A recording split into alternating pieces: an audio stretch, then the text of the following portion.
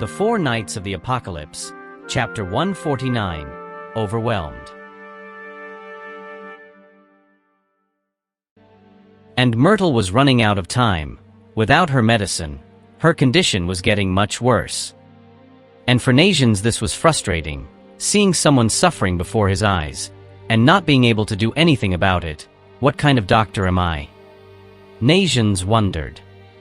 However, Myrtle asks him not to blame himself for anything, because after all, manipulated or not, he has done terrible things, and not just now, because he has always treated her very badly from day one.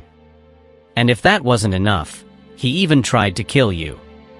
Myrtle admits that she doesn't know how to apologize to Nations, but that she can't help but at least say right now that she's sorry for everything she's done. Nations smiles and says he doesn't mind as long as he apologizes to Tyra, because she admires him so much, even though she tries to tell him otherwise. However, it wasn't something that Nations needed to ask, because Myrtle recognizes that he acted like the worst brother in the world, by trying to hurt his own sister, and so Myrtle asks her if she can forgive him. But the fairy makes a little suspense before answering, because she wanted to ask one thing first. I can forgive you, but only if you first make peace with Nations. That was Tyra's answer. And with that question resolved, everyone began to worry about Sixtus' situation again, since his magical power had suddenly disappeared. However, another strange and sudden phenomenon began to attract the attention of the three, a continuous rumble followed by tremors that grew louder and more intense by the second, and which seemed to be approaching them. And in the blink of an eye, the three are surprised by the Queen of the Giants rushing past them.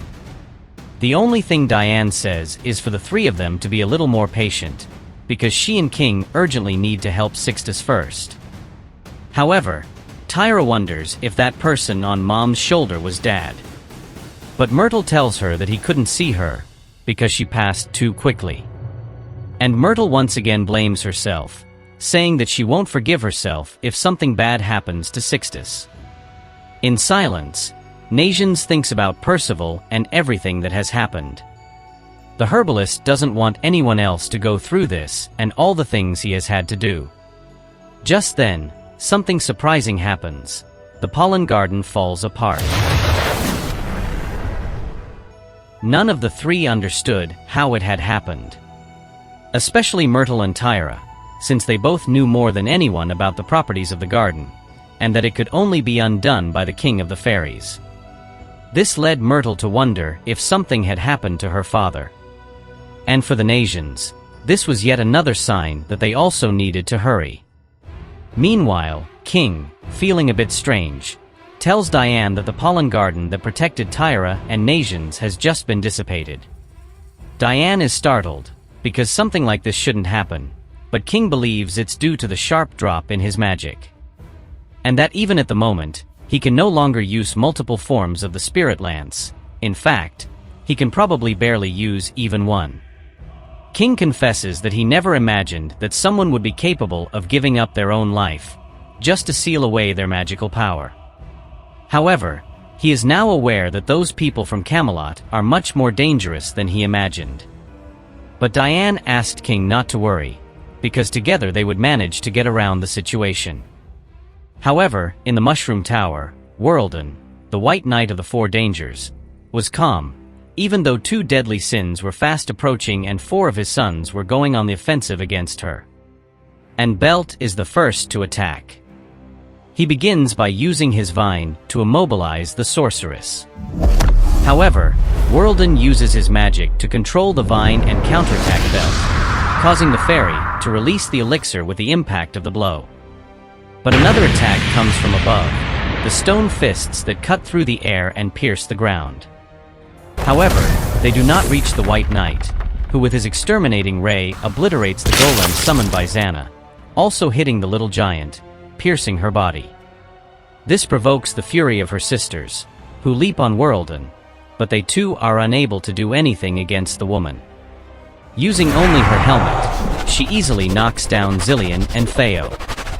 She retrieves the elixir and hides her face again, putting on her helmet, now stained with the children's blood, which falls like rain on Whirlden. They were all easily defeated by the White Knight. He then floats over the fallen and dying bodies of Sixtus, Belt, Xana, Zillion, and Phao. And she says that she will get rid of them all at once, since they are a family. But before the worst can happen, Sixtus senses a familiar magical power. Just like Whirlden, who says, "Ah, my dear Harlequin, the hero is finally arriving. But look, it seems my Kilbegan experiment has accomplished its mission." And that distance was perfect, so that Diane could cast King.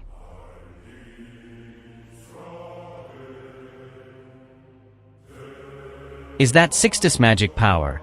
asked Xana. But Zillion said no, that magic is Daddy's, she added Belt. True Chastifol Spirit Spear, first form, Chastifol. The king of the fairies, even with his power sealed, manages to summon his spiritual spear, and it will be with it that he will protect the family he loves so much. Try to avoid it if you can. But surprisingly, the White Knight easily repels Chastifol. However, the Spirit Lance is thrown out of the tower, past Diane and towards Nations, Myrtle and Tyra. Smiling, Whirlden says, "It looks like the spear is going to do the opposite of what you wanted, because it's going to take away the family you love so much." And in desperation King screams, begging Chastifol to stop.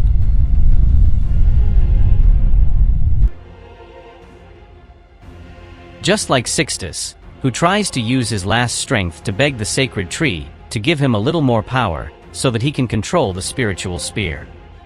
But unfortunately, Sixtus can't get an answer. He can't stop Chastifol. But when he reaches out his hands, something inexplicable happens.